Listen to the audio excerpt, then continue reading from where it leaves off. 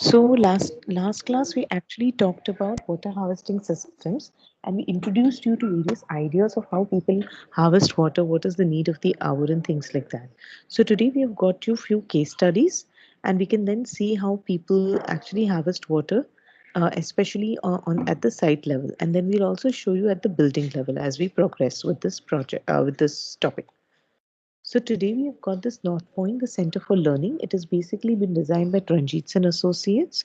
So you know Vandana Ranjit Sin, who is also a visiting faculty in our college. So she's the principal architect on the project. It is basically an on-site institutional building. So they have a lot of. So it was first for Lintas. They had a. It was Lintas Center for Learning. Now it became North Point.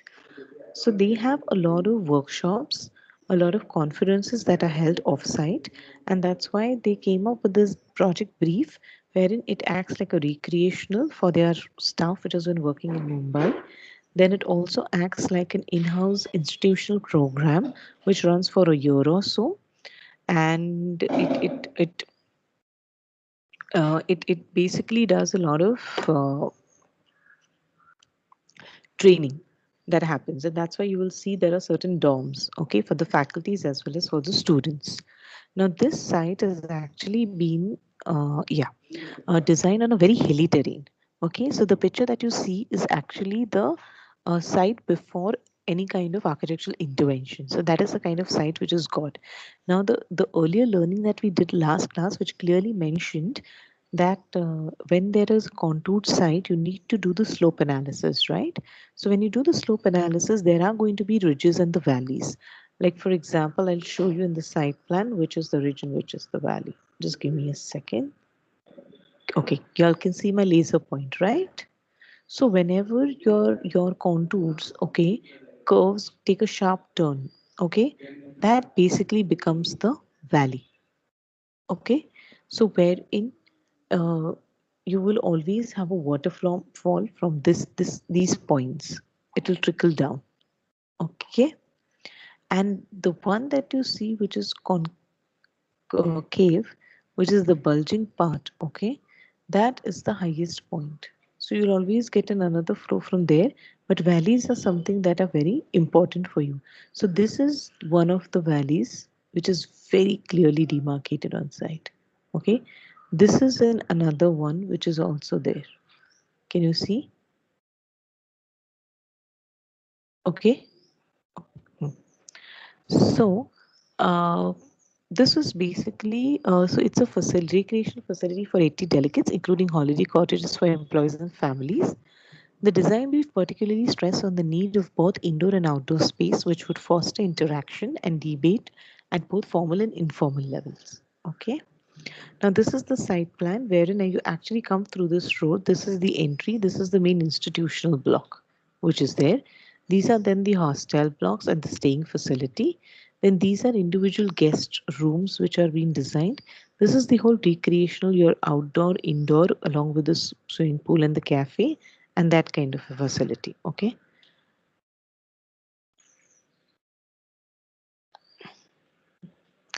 So actually, because there is a lot of ridges and valleys which are being there, and also it was also a forested massive in the north-facing bowl of the Khandala. Okay, wherein it actually the irregular shapes 4 acres site rises 65 meters, affording spectacular vistas of the entire valley and surrounded tablelands.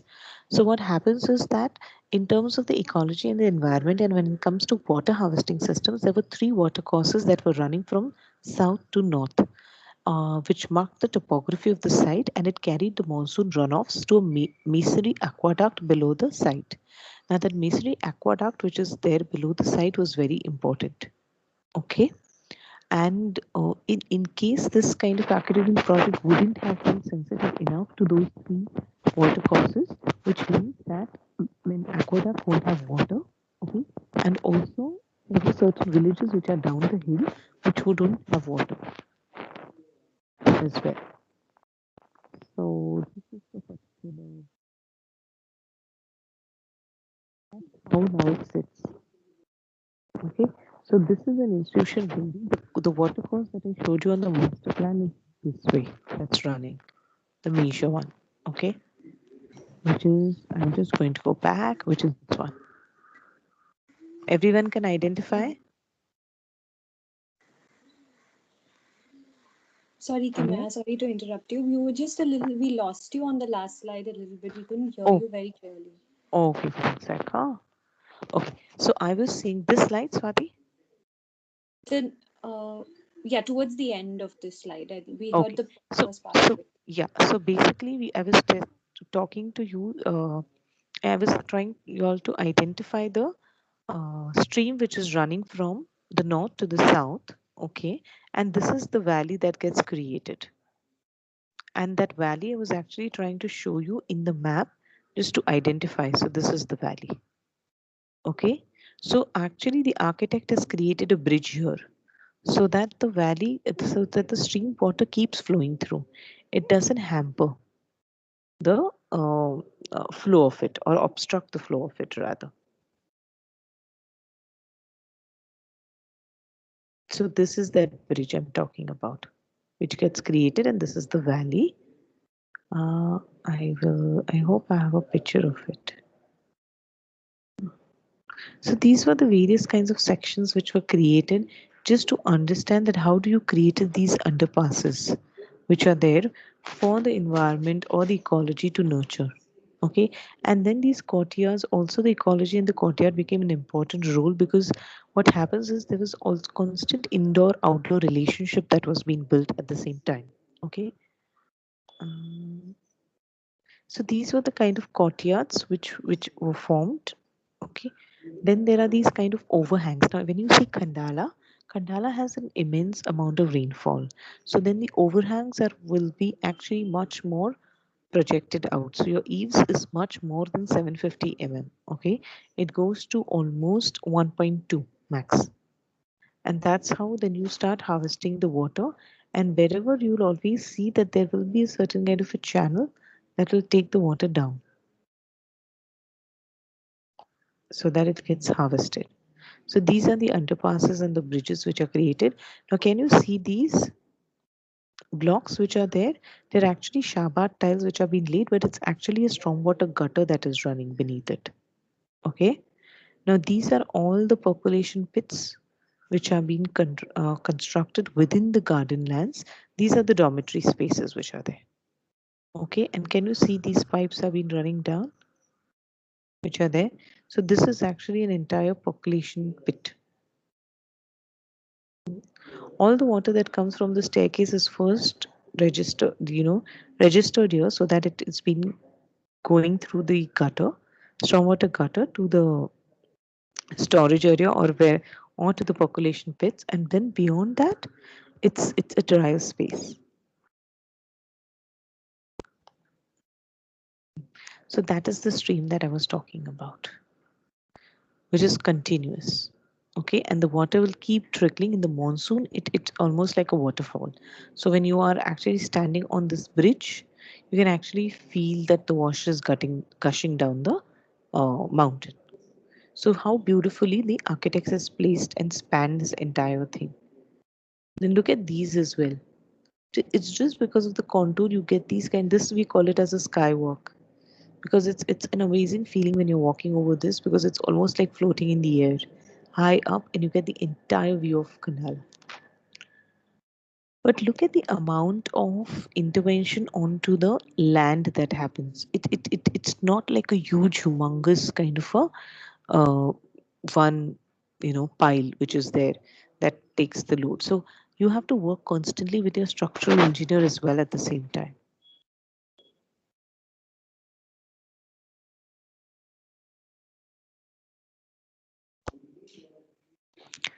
See, can you see the stream? And this is the bridge that you walk onto. That's your entrance.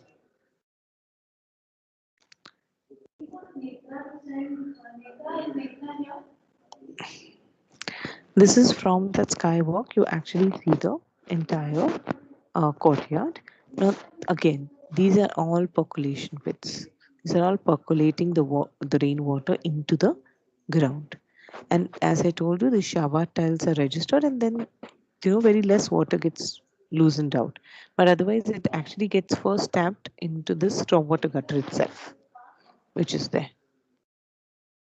So look at the roof slopes which are there, the height of the ridge, and also the overhangs. They're much more higher. Okay, and then here the architect is not provided the gutters, but the architect allows the water to fall onto the paved surfaces. From there, it will get channelized. See again at an angle. This is also in stormwater gutter.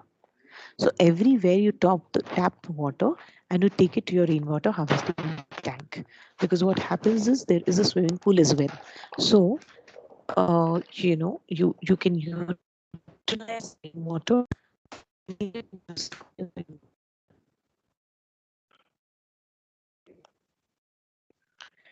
any questions? Anything that Swati you want to add? No, okay, man, not Okay. at not at this time.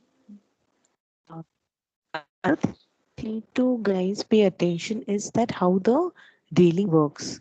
If you understand the railing here is actually see look at the railing detail here. It actually projects out from your balusters which are your vertical supports. Okay, and it also has a tapering thing so that the water doesn't trickle and run along the structure. It always gets cuts off. So these bands become very important. All these spans which are there at the window level, at the lintel and the sill level, they become very important because it cuts the flow of the water. And because of which it doesn't, wet the whole facade. So this is in another project, which I think I don't remember who asked me this question. Shravan or someone else said if there is a courtyard or open space, can we store water? And once the water has been utilized, what to do about the dead space? So this is a very classic example of a university building which is harvesting the rainwater completely, and it has kind of a pond which is there in front of it, and it just helps it to recharge that entire pond. So whatever water which is collected from the terraces and the facades and the roofs is all directed into this kind of a bowls that they have created within the land to hold the water. Kimaya, Yes. there's a lot of disturbance in your background. We can't hear you properly. You can't hear me still Yeah, like right there's now a lot of also? disturbance, so your voice is also cracking. What disturbance are you getting? Because everyone is actually taking a There's a class. lot of static. There's a lot of static when you speak. I think it may be a mic issue or there may be a connection issue. It must be connection issue, but I'm using my internet actually. One sec. I'm using a private internet because college internet is not working. Is it okay right now? Should I be loud enough? Is this better? I think There's I was some disturbance speaking still, but I soft. think you're audible a bit I'm better. audible, right? Yeah, because actually everyone's taking a class here, so that's why. So right now this is this applied. One sec. Huh? One sec.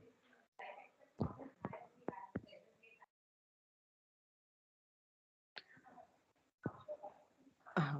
So what happens is basically regarding So this is this kind of a depression that you create within your open space. So it creates like a bowl, okay, and within that bowl then acts like a rainwater harvesting tank. So not necessary you have to imagine your rainwater harvesting tank as a tank, like your underground tank or your overhead tank.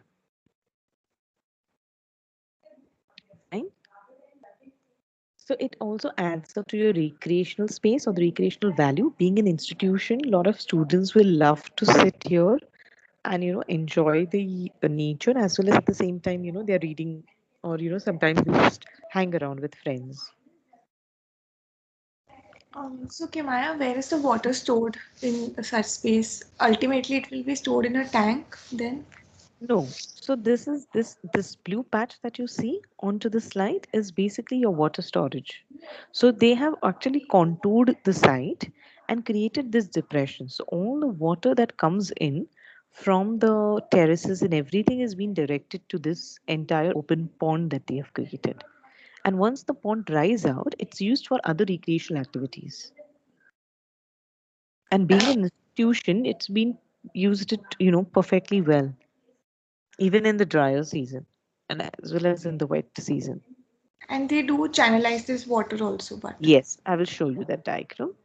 thank you. Uh, yes, I'll show you that diagram. So basically what happens is you just have a common entry. You have these kinds of, there is this gallery. Okay, they do have a water feature, and they have this kind of a conference room that comes out at the circular thing that you saw in there. There is a conference room, huddle area, there's a kitchen, then there is a plants, which is the services plants. There's an admin in the reception office.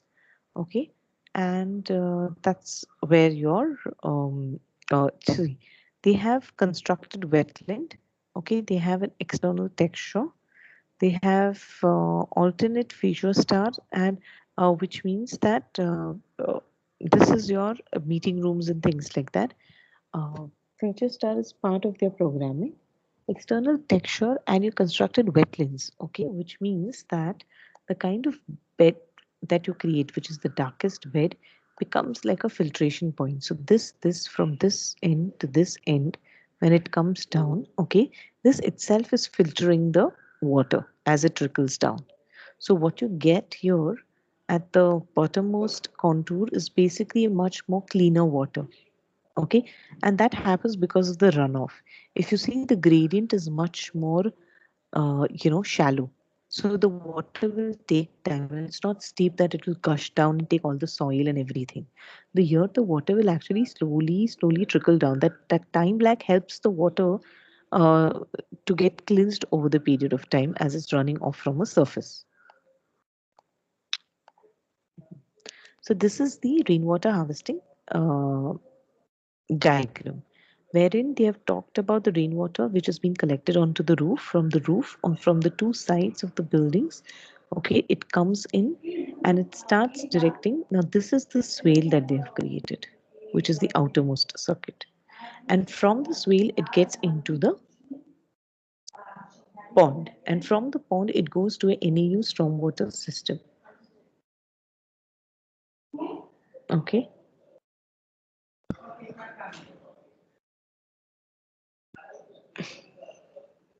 any questions? NAU is non-aidable unit. So it goes to actually a stormwater system from where it will be going to several places to be utilized again. And the whole cyclic process starts.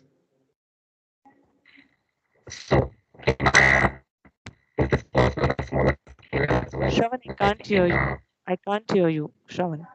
The voice is becoming very weird. Okay, I'm trying to locate for you in case I can see that downtakes which are there. So the downtakes are from here. Can you please repeat what is NAU? NAU is non-aidable units.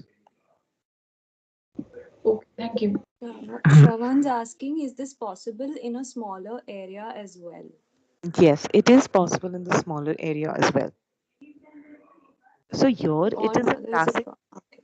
Or rather, is it practical for a smaller area? That's what he's So asking. smaller area. See, what you'll have to do is you'll have to try and assess things. So whenever you're doing a rainwater harvesting tank, is it sufficing your capacity, or what is it doing? So right now, theoretical, it's been told, or even for the clearances, that the rainwater harvesting tank has to be 2 to 3 days ka flushing capacity. Okay, but ideally, if you think about it, you have been using water constantly. So it's not about 2 to 3 days, right? And the monsoon water that you get, you should be in a position to harvest entire water. So right now there are newer systems which doesn't affect the foundation, and it helps you to also put tanks beneath your plinth. Okay. And then you can store it. Then you can have ample as much as the extent of your plinth is, you do it. But then also understand there is a capital cost which is involved in it. Now, when there is a capital cost which is involved in it, your client is going to ask how much benefit he or she is going to get from the system. It is very important to assess those. So you have to understand the economical benefits as well as at the same time the feasibility, and then decide whether you want to just recharge the existing bore well or a well which is there, or you want to create a whole system altogether, okay, which is going to help you in the longer run. So Aditya, your question regarding swale is basically this. Now swale is nothing but it's actually a depression. So if you see the one sec, uh so this itself is acting like a swale here. Okay, so it will be basically it's a pebbled. So if you see, it's actually a lot of pebbled beds. Beneath that there is soil, and it cleanses and then gets into the water here. So okay, and then get into the pond.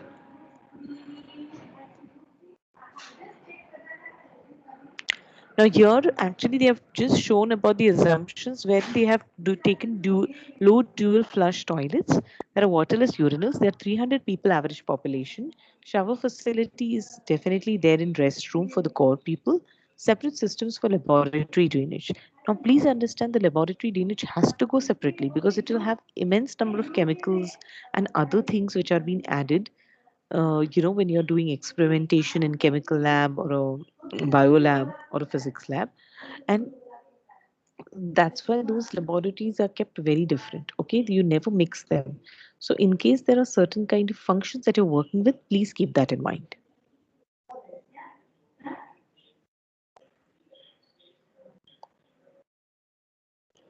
This is just an energy understanding of the system where they have the heating of the hot water and things like that. They're using a lot of solar thermals.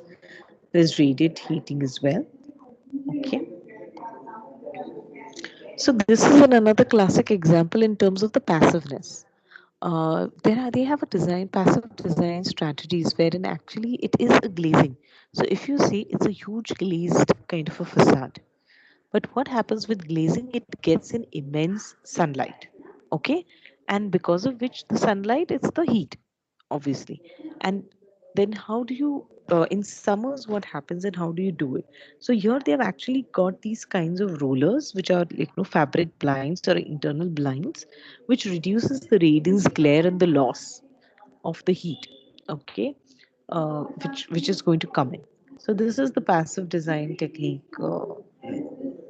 kind of a system wherein if you see the air condition which are your office spaces inside, they have to be air conditioned. These are common spaces which is more like an atrium, so you can actually walk through and it's a passageway. So you also need to then decide as architects that do I really require a robust system for a corridor, or I would invest that money into the classrooms and things like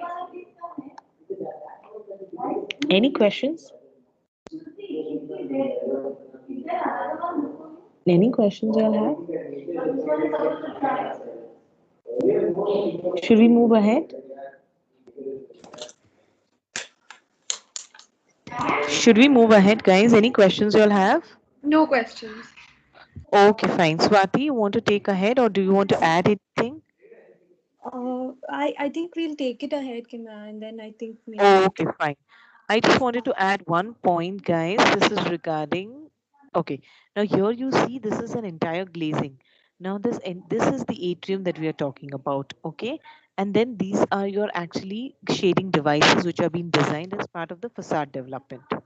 Okay, but also look at the kind of materials and the edge finishes. Everything helps in terms of water trickling.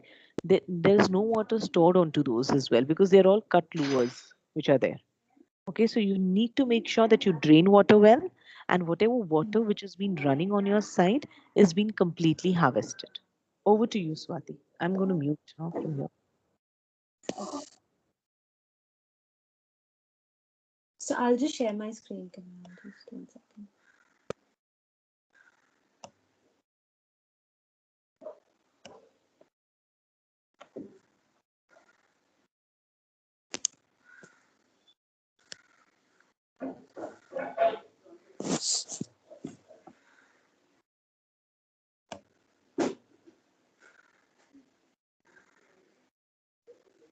Yes, so the next project that we're looking at is a project in Patna. It's the Science City Museum, which is being worked on at this point. Basically, it's an interesting location of the site also because it's kind of just a few kilometers off the Ganga. And it's kind of in this very dense fabric in a low-lying area of the city. And so that's the site that we're talking about, and it kind of has this stadium on one side. There is a Premchand Rangshala, which is a more cultural center on another side. And then at the back is basically a Basti area, which is a very dense kind of settlement area. And towards the front is the main road that you see with a with the Premchand circle in the front. I'll just go to the yeah. So this was way back in this was back in 2017 probably when this photograph was clicked. The main road that I just showed you in plan is this, and then the rest of the area, the site, is what you look at as my cursor moves. Basically what this was actually a competition that was opened up by the government, and had called for entries. And what was kind of seen when we reached the site was that this site already, because of its low-lying condition, had a lot of waterlogging at that point, and had a major kind of garbage collection happening. Photographs that I'll show you a little later. But there were a lot of issues with water on the site, and there was this extreme water collection, and there was a sewage line that was running, which was also letting out a lot of that effluent into this area. So there were many concerns that we had to deal with when initially this project was started. Now, yeah, so you're just looking at the zoomed in area of the site. Now, one important aspect of where we are located is basically that this is the Saidpur Nala of the of the city. So this Nala basically goes and kind of lets itself into the river eventually. And this is basically your sewage treatment plant of the city. Okay, so any of the effluents, I mean, all the treated water then is let into the Nala, and then the Nala kind of goes and releases the water into the main river. So I'll just show you here. If you were to trace the Nala, that's going to kind of go and connect itself somewhere down here into the river. Um, what happens because of that is that if there is a rise in the water level in the river, there will be a rise in the Nala, and the areas around it will get flooded eventually. So as such, Patna has a huge issue with floods, and you probably have been reading that over the past few years. And there has been a problem with this Nala itself as well. If you see this photograph, there's a lot of garbage dump that happens within the Nala. They try and clean it every monsoon, before every monsoon, and so that the Nala then kind of flows faster and the water retention is reduced. But towards the rest of the year, that's what it looks like. And yeah, of course, there are other economic and social challenges in the city. But so what we're looking at is what the intervention does in terms of the water system, and how it kind of tries to negotiate between all these issues that it is involved with already. So basically, the project, as such, apart from the building itself being like a science city museum and talking about the various uh, exhibition with relation to science and technology, we're actually, as part of the Science City Park, what has been done with landscape architects Anuradha Mathur and Dilip Dakuna. What has been done is that it's tried to kind of create this kind of a water system, which also looks at rainwater harvesting and everything else to mitigate the flood situation, as well as trying to reuse the water that is being being used in the building itself, so as to not create any pressure on the city that we are kind of building in. So what you see in the plan is basically a series of a lot of these smaller water bodies that eventually lead one into the other. And there is a stepped kind of a landscape that has been created, so that there is a flood mitigation strategy that can be adopted as well. Now, I'll just come back to some of these aspects. I'll just show you some of these images. The reason I can't show too many of this is that we have some restriction with sharing any information at this point. But basically, what happens is that your museum building is sitting at a higher ground and the landscape is at a lower ground. So eventually, what you get is is that you have created a bowl of sorts in a sense. Okay, so your building is on a higher ground and this thing is sitting. So it's a basically the idea of janapadas of how in the earlier landscapes and earlier kind of traditional planning, how the stepped landscape of agricultural cultivations used to be in a stepped kind of terraced manner, and then the rest of the settlement area would probably be at a higher level, so that the water for the rest of it is kind of being held there or being conserved in whatever manner that has been planned. So that is pretty much what has been followed here as well. And what has been done, if you kind of observe, I will show you one of the plans a little later. But what happens is that apart from the main road that you need to kind of circulate alongside, or the fire driveway that you have, that is a mandatory requirement. Apart from that, everything else is kind of a green area or a water holding system. So everything is kind of percolation, so that all the water that you are getting is either being discharged into your groundwater, or it is being reused from the building and for the domestic purposes of the building. Uh, so what we've done here is basically this is just a study in what would happen in the summer condition, monsoon and high monsoon situation, which is almost every monsoon in Patna now. So in the summer, of course, it's extreme heat, and what we realized, what we have done is basically that there will be a borewell situation, which will kind of try and also include refill the tanks that we have included, because it's also part of the exhibition area.